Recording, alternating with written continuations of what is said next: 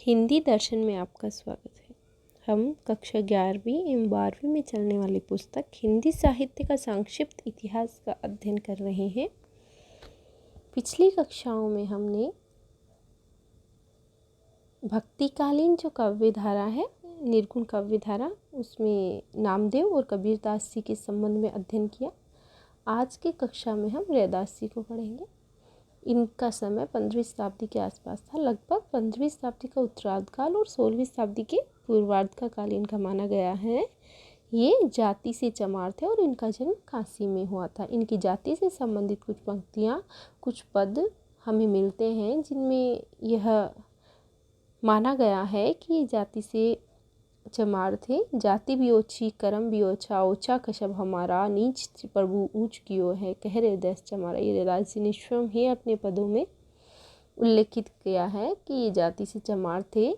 कह रैदास खलाश चमारा और ऐसी मेरी जाति विख्यात चमारा। ये रैदास जी की कुछ पंक्तियां हैं जो कभी कभी परीक्षा में भी पूछ ली जाती हैं और इनकी जाति से संबंधित प्रमाण भी प्रस्तुत करती हैं। एक जगह यह भी आता है कि जाके कुटुम ने ढोर ढोवत है और प्रभु जी तुम चंदन हम पानी। ये तो बार बार परीक्षाओं में पूछी जाती हैं ये लाइनें। जाके कुटुम ने ढोर ढोवत, ये किसके संबंध में कहा गया है? ये रैदास जी के संबंध में कहा गया है। और ये किसने लिखा है? प्रभु जी तुम चंदन हम पानी, तो रैदास जी ने। मन चंगा तो कठौती में गंगा, ये भी रैदास जी की पंक्ति है। ये 2-3 पंक्तियाँ ऐसी हैं जो बार बार परीक्षा में पूछी जाती हैं, आप इन्हें नोट कर लेंगे। पहली, जाति भी ओछी, कर्म भी ओछा, ओछा का सब हमारा। दूसरी पंक्ति है, ऐसी मेरी जाति विख्यात चमारा, रैदास जी। जाके कुटुम ने ढोर ढोवत है, रैदास जी। प्रभु जी तुम चंदन हम पानी, ये रैदास जी। ये चारों पंक्तियां आप याद रखेंगे क्योंकि ये परीक्षा में बार बार पूछी जाती है। तो आइए देखते हैं हम रैदास जी के संबंध में। मध्ययुगीन शासकों में संत रैदास अथवा रविदास, इनका उपनाम क्या था? रविदास, के जीवन काल की तिथि के विषय में कुछ निश्चित रूप से ज्ञात नहीं होता है। रैदास रामानंद के 12 शिष्यों में से एक थे। रामानंद जी के कितने शिष्य थे? 12 शिष्य थे। उनमें से एक रैदास जी हुए। 12 शिष्य कौन कौन से थे? एक को हम देख चुके हैं, कबीरदास जी। इसके अलावा अनंतानंद, सुखानंद, सुरसुर्यानंद, पद्मावती, नरहरयानंद, पीपा, भावानंद, रैदास, धन्ना, सेन और सुरसुरी। तो कबीर और रैदास को हम पढ़ रहे हैं और कबीरदास जी को हम पढ़ चुके हैं। नाभादास जी ने इनके 12 शिष्य गिनाए हैं भक्तमाल में।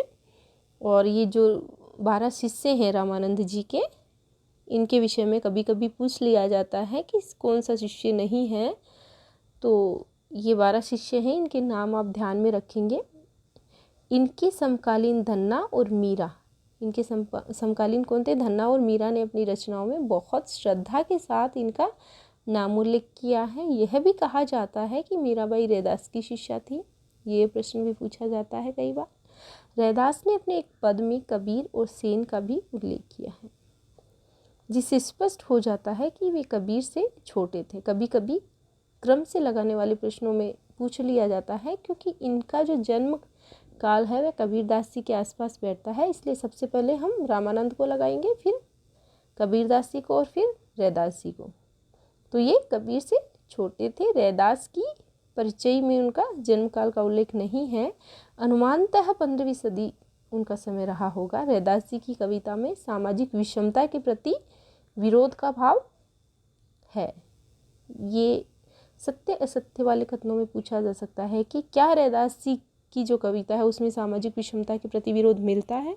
हाँ, किंतु उनका स्वर कबीर जैसा आक्रामक नहीं था। कबीरदास जी आक्रामक शैली में सामाजिक विषमता का विरोध करते हैं, लेकिन इनका जो स्वर है वह आक्रामक नहीं था।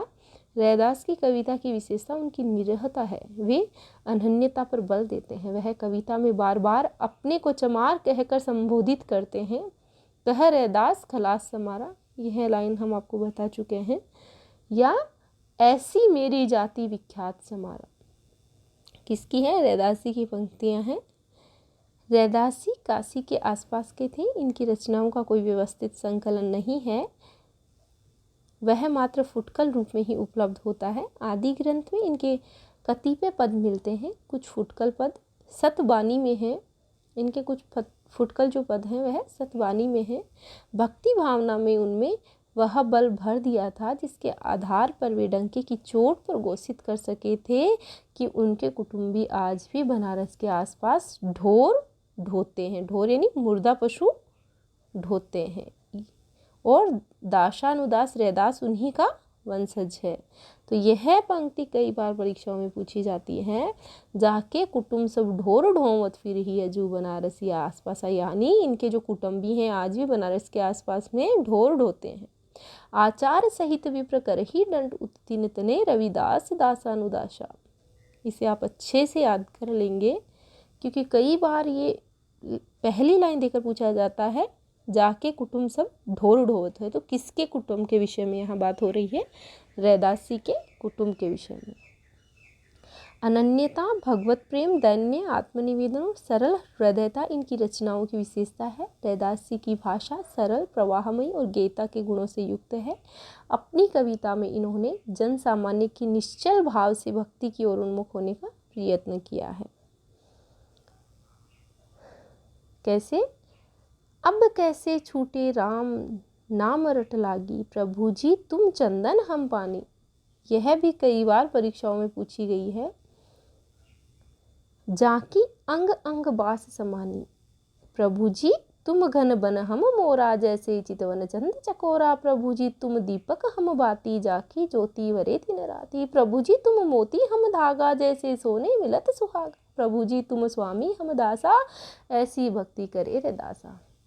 तो ये पंक्ति पूछी जा सकती है। प्रश्न यहाँ से पूछते हैं, ये वाली लाइन दी जाती है, प्रभु जी तुम चंदन हम पानी, तो ये किसके संबंध में लाइनें हैं और किसने कही है? तो रैदास जी ने कही हैं। अगले संत कवि हम देखते हैं गुरु नानक देव। गुरु नानक देव जन्म, गुरु नानक देव जी का जन्म 1469 ईस्वी में हुआ। 1469 ईस्वी में इनका जन्म हुआ और इनकी मृत्यु 1531 ईस्वी में हुई। गुरु नानक जी का जो जन्म है वह लाहौर के निकट राई भाई की तलवंडी नामक ग्राम में हुआ था। ये इनके जन्म से संबंधित प्रश्न पूछा जाता है, गुरु नानक जी के जन्म से संबंधित, कि इनका जन्म लाहौर में हुआ था और तलवंडी ग्राम में हुआ था और 1469 ईस्वी में हुआ था। गुरु नानक जी का जन्म 1469 ईस्वी में तलवंडी ग्राम में जिला लाहौर में हुआ था। इनकी मृत्यु 1531 ईस्वी में हुई थी। इनके पिता का नाम कालूचंद खत्री और माता का नाम तृप्ता था। इनकी पत्नी का नाम सुलक्षणी था। कहते हैं इनके पिता ने इन्हें व्यवसाय में लगाने का बहुत प्रयास किया था, किंतु इनका मन बचपन से ही भक्ति और अधिकाधिक झुकता गया। इन्होंने हिंदू मुस्लिमों दोनों की समान धार्मिक उपासना पर बल दिया, वर्णाश्रम व्यवस्था और कर्मकांड का विरोध किया, निर्गुण भक्ति का प्रचार किया। गुरु नानक ने व्यापक देशाटन किया और मक्का मदीना तक की यात्रा की। कहते हैं मुगल सम्राट बाबर से भी इनकी भेंट हुई थी। किसके विषय में कहते हैं? गुरु नानक देव जी के विषय में कहते हैं कि मुगल सम्राट बाबर से भी इनकी भेंट हुई थी। यात्रा के दौरान इनके साथी और शिष्य रागी नामक मुस्लिम रहते थे, जो इनके द्वारा रचित पदों को गाते थे। इनके द्वारा रचित पदों को कौन गाते थे? इनके साथी और शिष्य रागी। गुरु नानक ने सिख धर्म का प्रवर्तन किया था। कौन से धर्म का? सिख धर्म का। इनकी रचनाओं में धार्मिक विश्वास, नाम स्मरण, एकेश्वरवाद, परमात्मा की सर्वव्यापकता, विश्व प्रेम, नाम की महत्ता आदि का परिचय मिलता है। ये इनकी रचनागत जो विशेषताएं हैं काव्य की, उनके विषय में बताया गया है। नानक देव की वाणी का प्रत्येक उद्गार अनुभूति की गहराई से निकला प्रतीत होता है। सरलता और अहम भाव शून्यता इनकी प्रकृतिगत विशेषता है। इनकी प्रकृतिगत विशेषता क्या है? सरलता और अहमगत शून्यता। निरहता, दैन्य की अभिव्यक्ति, ये रैदास के समतुल्य हैं। इनका अधिकांश साहित्य पंजाबी में है।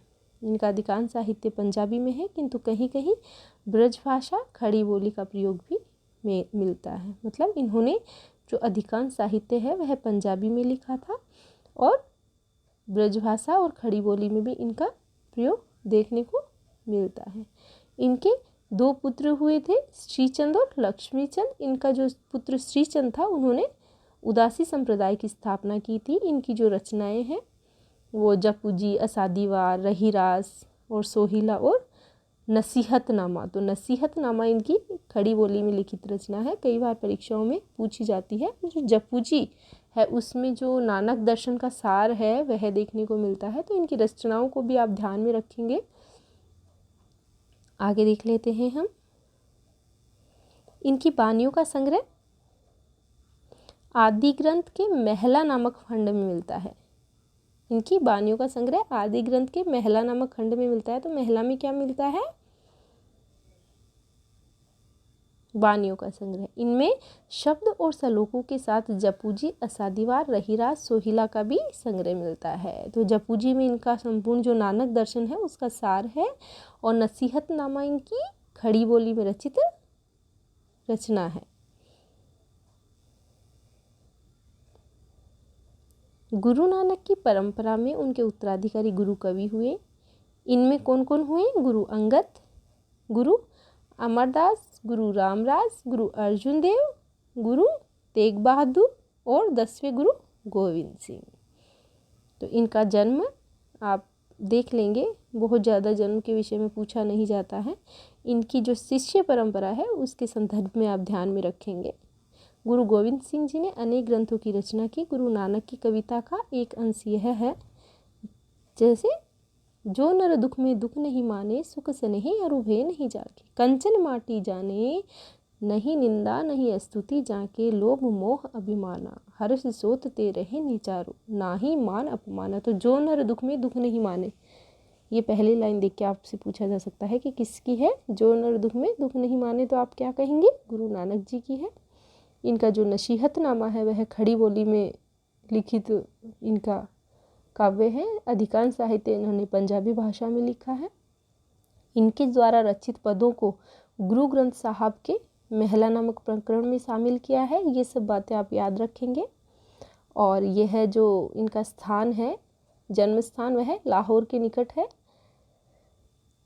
अगले संत कवि हम देखते हैं, वो है दादू दयाल जी। दादू दयाल जी का जन्म 1544 ईस्वी में और मृत्यु 1603 ईस्वी में हुई। दादू दयाल जी, इनका जो जन्म स्थान है वह अहमदाबाद गुजरात माना गया है, और मृत्यु है इनकी 1603 ईस्वी में हुई है।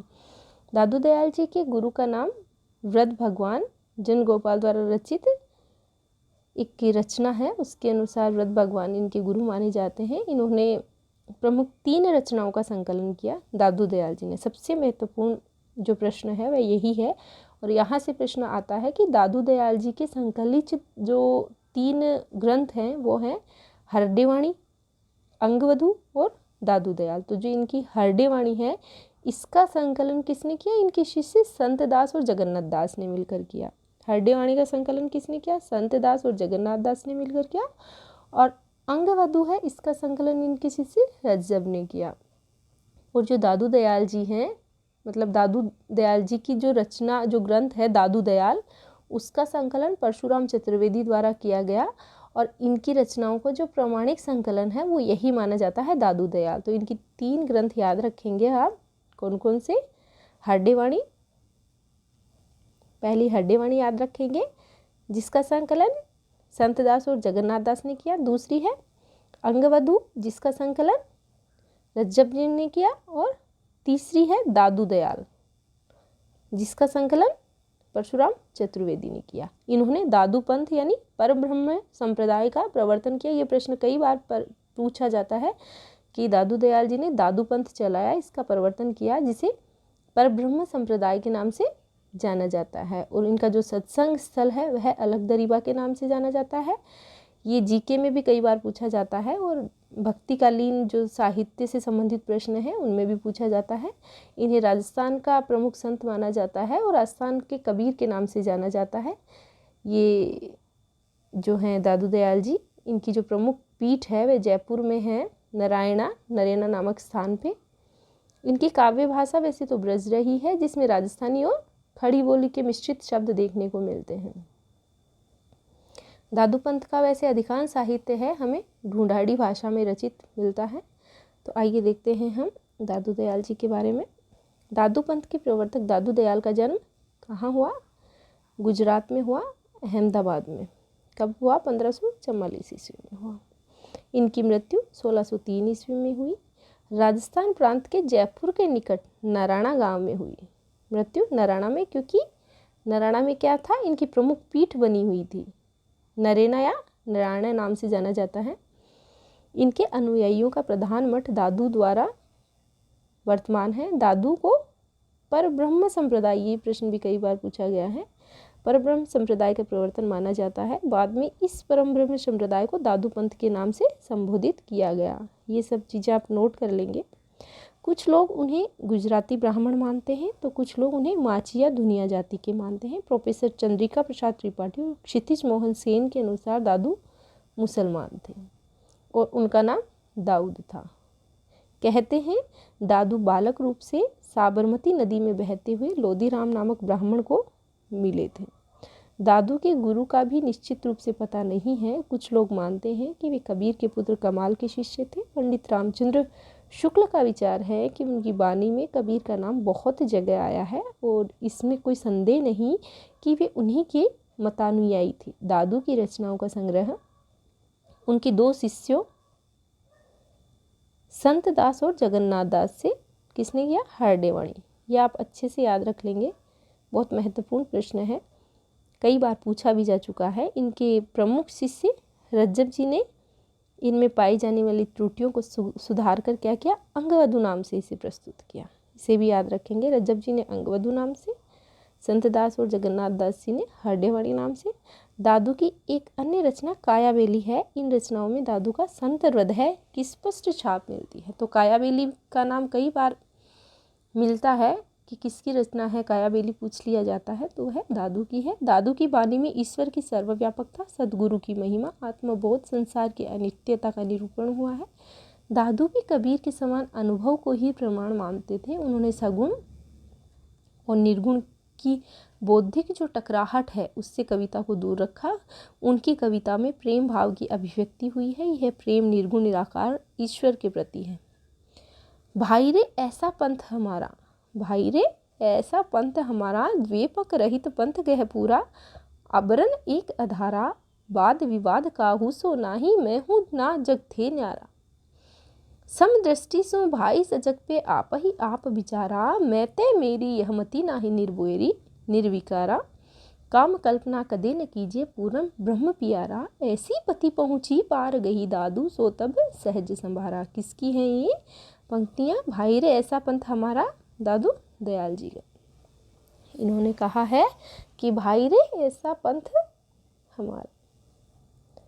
निर्गुण भक्ति कवि होने पर भी इन्होंने ईश्वर के सगुण स्वरूप को मान्यता दी है। दादू की कविता जनसामान्य को ध्यान में रखकर लिखी गई है, अतएव सरल और सहज है। उनकी रचनाओं में इस्लामी साधना के शब्दों का प्रयोग खुलकर हुआ है। इनकी रचनाओं की भाषा पश्चिमी राजस्थानी से प्रभावित हिंदी है। इसमें गुजराती, पंजाबी, सिंधी के साथ अरबी व फारसी के काफ़ी शब्द पाए गए हैं, फिर भी वह सहज और सुगम। अगले संत कवि हम देखते हैं सुंदरदास जी। सुंदरदास जी का जन्म भी राजस्थान में हुआ। राजस्थान के दौसा नामक जगह पे इनका जन्म हुआ 1596 ईस्वी में। इनके गुरु दादू दयाल जी थे सुंदरदास जी के, और मात्र 6 वर्ष की आयु में ही ये दादू दयाल जी के शिष्य बन गए थे। ये जाति से खंडेलवाल बनिया थे और इनकी प्रमुख 3 रचनाएं हमें देखने को मिलती हैं, जिनमें से ज्ञान समुद्र और सुंदर विलास जो इनकी रचना है प्रमुख मानी गई है। जो और पूछ भी ली जाती है कि ज्ञान समुद्र किसकी रचना है? सुंदरदास जी की, और सुंदर विलास भी सुंदरदास जी की। सुंदरदास जी संत कवियों में सबसे ज़्यादा शिक्षित संत माने गए हैं और ये श्रृंगार रस के घोर विरोधी कवि माने गए हैं। परीक्षा में भी पूछा जाता है कई बार कि श्रृंगार रस के घोर विरोधी संत कौन से माने गए हैं, तो सुंदरदास जी। और संत कवियों में सबसे ज़्यादा पढ़े लिखे या शिक्षित का संत कौन से थे, तो वो भी सुंदरदास जी। इनका जो जन्म है वह दौसा में हुआ, राजस्थान दौसा में हुआ, और इन्होंने फतेहपुर शेखावाटी सीकर में प्रवेश किया, जहाँ एक गुफा में ये 12 वर्षों तक योग साधना करके आए। तो आइए देखते हैं, हम पढ़ते हैं सुंदरदास जी के विषय में। सुंदरदास जी 6 वर्ष की आयु में दादू के शिष्य बन गए थे। सुंदरदास जी कितने वर्ष की आयु में दादू के शिष्य बन गए थे? 6 वर्ष की आयु में दादू के शिष्य बन गए थे। उनका जन्म 1596 ईस्वी में जयपुर में, राज्य की प्राचीन राजधानी धौसा, ये धौसा भी लिखा मिलता है कहीं कहीं, ये दौसा है वर्तमान में इसका नाम, इस तरह से लिखा जाता है दौसा। तो धौसा या दौसा कुछ भी आपसे लेकर पूछा जा सकता है इनके जन्म स्थान के बारे में। दादू की मृत्यु के बाद एक संत जगजीवन के साथ वे 10 वर्ष की आयु में काशी चले गए। वहाँ 30 वर्ष की आयु तक उन्होंने जमकर अध्ययन किया। काशी से लौटकर वे राजस्थान में शेखावाटी के निकट फतेहपुर को, वर्तमान में इसका नाम है फतेहपुर। तो आपको फतेहपुर, जिस तरह से दौसा और दौसा में आप कंफ्यूज नहीं होंगे, वैसे आप फतेहपुर और फतेहपुर में कंफ्यूज नहीं होंगे। तो काशी से जब वो लौटे अध्ययन करके, तो शेखावाटी के निकट फतेहपुर नामक स्थान पर गए। देशाटन इन्हें बहुत प्रिय था और यहाँ कितने वर्षों तक रहे ये? यहाँ एक गुफा थी शेखावाटी में, फतेहपुर नामक जगह में, और इसमें इन्होंने 12 वर्ष तक योग साधना की थी। पूर्व में बंगाल, पश्चिम में द्वारिका, उत्तर में बद्रिकाश्रम और दक्षिण में मध्य देश तक इन्होंने यात्रा की। भ्रमण के समय में दादू के सिद्धांतों का प्रचार करते थे और साथ ही साथ काव्य ग्रंथों की भी रचना करते थे। निर्गुण संत कवियों में सुंदरदास जी सर्वाधिक शास्त्रज्ञ और सुशिक्षित थे। ये भी प्रश्न कई बार बनाया जा चुका है कि निर्गुण संतों में सबसे ज़्यादा सुशिक्षित और शास्त्रज्ञ कौन थे? सुंदरदास जी थे। कहते हैं कि वे अपने नाम के अनुरूप अत्यंत सुंदर थे। सुशिक्षित होने के साथ साथ उनकी कविता कलात्मकता से युक्त और भाषा परिमार्जित थी। निर्गुण संतों ने गेय पद और दोहे ही लिखे हैं। सुंदरदास जी ने कवित और सवैये भी रचे हैं। इन्होंने कवित और सवैये भी रचे हैं। तो ये भी प्रश्न आपसे बनाया जा सकता है कि अधिकांश जो निर्गुण संत हैं उन्होंने गेय पद और दोहे ही रचे हैं, लेकिन सुंदरदास जी ने कवित और सवैयों का प्रयोग भी किया है। बहुत अच्छा प्रश्न है ये है। उनके काव्य भाषा में अलंकारों का प्रयोग खूब हुआ है। इनके 42 ग्रंथ कहे जा सकते हैं, जिनमें सर्वाधिक प्रसिद्ध इनकी प्रसिद्ध रचना कौन सी है? सुंदर विलास। काव्य कला में शिक्षित होने के कारण इनकी रचनाएं निर्गुण साहित्य में विशिष्ट स्थान रखती है। सुंदर विलास और ज्ञान समुद्र दोनों ही रचनाएं पूछी जाती हैं। ज्ञान समुद्र भी इनकी रचना है और सुंदर विलास। निर्गुण साधना और भक्ति के अतिरिक्त उन्होंने सामाजिक व्यवहार, लोक नीति और भिन्न भिन्न क्षेत्रों के आचार व्यवहार पर भी उक्तियाँ कही हैं। लोक धर्म और लोक मर्यादा की उन्होंने अपने काव्य में उपेक्षा नहीं की है। पतिव्रत का पालन करने वाली स्त्रियों के भावों की मार्मिक अभिव्यक्ति उनकी कविता में दिखाई देती है। किस तरह से दिखाई देती है?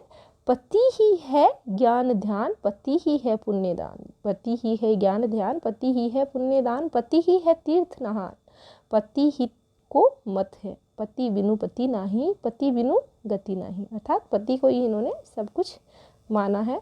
पतिव्रत जो स्त्रियां हैं उनके संबंध में ये बात कही है सुंदरदास जी ने। सुंदर सकल विधि एक पतिव्रत है।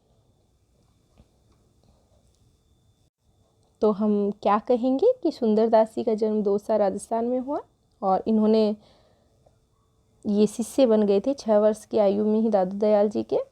और इनकी प्रमुख रचनाओं में ज्ञान समुद्र और सुंदर विलास है। इनके लगभग कुल 42 ग्रंथ लिखे हुए हैं और ये सबसे अधिक पढ़े लिखे और शिक्षित संत माने गए हैं। ये श्रृंगार रस के घोर विरोधी हैं और जब ये काशी से विद्याध्ययन करके वापस आए तो इन्होंने शेखावाटी में एक गुफा में 12 वर्ष योग साधना करी। आगे हम देखेंगे मलुकदास जी को। मलुकदास जी का जन्म 1574 ईस्वी में हुआ और इलाहाबाद में इनका जन्म हुआ। इनका जन्म आप अच्छे से याद रखेंगे सभी का कि किसका जन्म किस जगह और कब हुआ। इनका जन्म कहाँ हुआ? इलाहाबाद में हुआ, 1574 ईस्वी में हुआ। इनके गुरु का नाम पुरुषोत्तम माना जाता है। इनकी प्रमुख रचनाओं में ज्ञान बोध, रतन खान, भक्त विवेक और काफ़ी रचनाएं हैं जिनमें ज्ञान बोध और रतन खान और भक्ति विवेक के विषय में कई बार पूछा गया है परीक्षाओं में। और इन्होंने योग, ज्ञान, निर्गुण भक्ति, वैराग्य आदि गहन विषयों पर विवेचन किया है। ज्ञान बोध जो इनकी रचना है, इसमें इन्होंने निर्गुण ब्रह्म की अंतन साधना, भक्ति, ज्ञान आदि से संबंधित वर्णन किया है। और अपनी रचनाओं में इन्होंने अवधी और ब्रज भाषा दोनों का प्रयोग किया है। और सबसे ज़्यादा जो प्रश्न मलुकदास जी से संबंधित पूछा जाता है वह है वो जो इन्होंने आलसियों के समर्थक कवि ये माने जाते हैं, और जो सूत्र इन्होंने दिया, अजगर करे न चाकरी, पंछी करे न काम, दास मलुका कही गए सबके दाता राम। इस संदर्भ में पूछा जाता है कि किसकी उक्तियाँ हैं, तो ये मलुकदास जी की है। तो मलुकदास जी का जन्म 1574 ईस्वी में हुआ। तो देखते हैं, मलुकदास जी का जन्म इलाहाबाद में हुआ। इनका जन्म कहाँ हुआ? इलाहाबाद में हुआ। ये राजस्थान के नहीं थे, कड़ा नामक जगह पे हुआ 1574 ईस्वी में। इनके पिता का नाम सुंदरदास खत्री था। 106 वर्ष की अवस्था में इनकी मृत्यु 1682 ईस्वी में औरंगजेब के समय में हुई। किसके समय में हुई? औरंगजेब के समय में हुई। निर्गुण मत के इस प्रसिद्ध संत की गद्दियाँ कड़ा, जयपुर, गुजरात, मुल्तान, पटना, नेपाल और काबुल तक में कायम हुई। मतलब इनकी जो गद्दी है वह जयपुर में भी थी, लेकिन इनका जन्म इलाहाबाद में हुआ। इनके संबंध में बहुत से चमत्कार या करामातें प्रसिद्ध हैं। कहते हैं कि एक बार इन्होंने एक डूबते हुए शाही जहाज को पानी के ऊपर उठाकर बचा लिया था। तो ये कहावत किसके संबंध में प्रचलित है? डूबते हुए जहाज वाले मलुकदास जी के संबंध में। और रुपयों का तोड़ा गंगा जी में तैराकर कड़े से इलाहाबाद भेजा था। उनके दीक्षा गुरु के संदर्भ में हिंदी के इतिहासकारों में बड़ा मतभेद है। कुछ उन्हें कील का शिष्य मानते हैं और कुछ द्राविड़ विट्ठल को इनका गुरु बताते हैं, किंतु मलुकदास ने सुखसागर में गुरु देवनाथ के पुत्र पुरुषोत्तम का गुरु रूप में स्मरण किया है। यानी जो सर्वमान्य मत है वह पुरुषोत्तम दास जी का लगभग तय मान लिया जाता है। मलुकदास जी की विवाह पत्नी और एक कन्या का उल्लेख मिलता है, परिचय में हुआ है। वे जीवन पर्यंत उनके पैतृक व्यवसाय द्वारा गृहस्थी का परिपालन करते रहे। आलसियों का मूल मंत्र यह है, बार बार परीक्षाओं में पूछा जाता है, इसे आप रट लेंगे अच्छे से। इन्हीं का है ये मूल मंत्र, अजगर करे न चाकरी, पंछी करे न काम, दास मलुका कही गई सबके दाता राम। मलुकदास के प्रामाणिक ग्रंथ हैं वो इस प्रकार हैं: ज्ञानबोध, ज्ञान परोची, रामावतार लीला, रतन खान, भक्ति विवेक, सुखसागर, ब्रजलीला, ध्रुवचरित, जिनमें रतन खान और ज्ञानबोध दो प्रमुख प्रसिद्ध पुस्तकें हैं। इनकी प्रमुख प्रसिद्ध पुस्तकें कौन सी है? रतन खान और ज्ञानबोध। मलुकदास की कविता में आख्यान शैली का प्रयोग मिलता है। ये आपसे मलुकदास जी से संबंधित जो तथ्यात्मक प्रश्न हैं पूछे जाते हैं, कथन सत्य असत्य जब छटवाए जाते हैं तो पूछा जा सकता है कि क्या मलुकदास जी की कविता आख्यान परक शैली में लिखी गई है या आख्यान परक शैली का प्रयोग इनकी कविता में मिलता है? तो सत्य कथन होगा ये। इन्होंने विभिन्न कथाओं का दृष्टांत देकर लोगों को इंद्रिय निग्रह, बाह्यपन आदि का उपदेश दिया है। अवतारों और चरित्रों से संबंधित इनकी रचनाएं मिलती हैं। आत्मबोध और वैराग्य मलुकदास की कविताओं के मुख्य सरोकार हैं। कहत मलुक जो बिन सिर खेपे, सो यह रूप बखाने, या नैना के अजब कथा कोई बिरला केवट जाने। कहत मलुक निर्गुण के गुण कोई बड़ भागी गावे, क्या गिरही हो क्या बैरागी, जे ही हरिदेवी सो पावे। इन्होंने अवधी और ब्रजभाषा में काव्य रचनाएं की हैं। इनकी भाषाएं क्या रही हैं? अवधी और ब्रजभाषा। इनकी भाषा में अरबी फारसी के शब्दों का प्रयोग भी मिलता है। इनकी भाषा व्यवस्थित एवं सुंदर दिखाई देती है। इन्होंने हिंदू और मुसलमान दोनों के समान भाव के उपदेश दिए। अगले संत कवि हम देखते हैं रज्जब जी।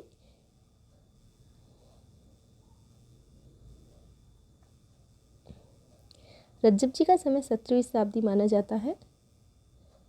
रज्जब जी भी दादू के शिष्य थे और राजस्थान के थे। दादू के शिष्य थे, राजस्थान के थे। इनकी कविता में सुंदरदास की शास्त्रीयता का तो अभाव है, किंतु हजारी प्रसाद द्विवेदी के अनुसार रज्जब दास निश्चय ही दादू के शिष्यों में सबसे अधिक कवित्व लेकर उत्पन्न हुए। तो सबसे अधिक कवित्व लेकर कौन उत्पन्न हुए? रज्जब जी। किसके अनुसार? आचार्य हजारी प्रसाद द्विवेदी के अनुसार। उनकी कविताएं भाव संपन्न, साफ और सहज हैं। भाषा पर राजस्थानी प्रभाव अधिक है और इस्लामी साधना के शब्द की अपेक्षाकृत अधिक हैं। प्रेम रस को रज्जब ने अपनी कविता में विशेष स्थान दिया है। सबसे निर्मल प्रेम रस पल पल पोसे प्राण, जन रज्जब छा क्या रहे साधु संत सुजान। किसका है? रज्जब जी का। निर्गुण संतु की ज्ञानश्री शाखा के अन्य प्रसिद्ध संत कवि अक्षर अनन्य जिनका जन्म 1653 ईस्वी में, जम्बनाथ 1451 ईस्वी में, सिंगाजी 1519 ईस्वी में, हरिदास निरंजनी 17वीं शताब्दी में हुए। कबीर के पुत्र कमाल और उनकी प्रमुख शिष्य धर्मदास की गणना इसी परंपरा में की जाती है। इनमें धर्मदास 16वीं शताब्दी की रचनाओं का संतों में बहुत अधिक आदर है। इन्होंने कबीर का शिष्य बनने पर अपनी विशाल संपत्ति लुटा दी। इनकी कविताएं सरल और प्रेम भावापन है। जो हरिदास जी हैं, इन्होंने निरंजनी संप्रदाय चलाया, ये कई बार परीक्षाओं में पूछा जाता है। और जो जम्बनाथ जी हैं या जाम्बो जी हैं, जिनका जन्म पीपासर में हुआ है, ये विष्णुई संप्रदाय के प्रवर्तक रहे हैं। किसके रहे हैं? विष्णुई संप्रदाय के प्रवर्तक कौन रहे हैं? जाम्बो जी रहे हैं, कई बार पूछा गया है। और संत जो सिंगा जी हैं, इनका जन्म स्थान पूछा जाता है कई बार, तो इनका जन्म स्थान एमपी माना गया है, एमपी में इनका जन्म हुआ है। और इनकी जो काव्य भाषा है, क्योंकि एमपी में इनका जन्म रहा है, तो इनकी काव्य भाषा नीमाड़ी देखने को मिलती है। और अक्सर अनन्य जो हैं, ये कायस्थ जाति से माने जाते हैं। संत धर्मदास जी हैं, ये बांधवगढ़ के रहने वाले थे और जाति के बणिए थे। कबीर के प्रमुख शिष्यों में इनका नाम गिना जाता है और इनकी रचनाएं धनी धर्मदास की बानी के नाम से संकलित हैं। और इन्होंने कबीरदास जी की जो रचनाएं हैं उनका संकलन किया है बीजक नाम से, जिसकी चर्चा हम पीछे कर चुके हैं, जिसके इन्होंने 3 भाग किए हैं। तो आज के लिए इतना ही। कल की कक्षा में हम ज्ञानाश्री शाखा की जो सामान्य विशेषताएं हैं उनको देखेंगे। धन्यवाद।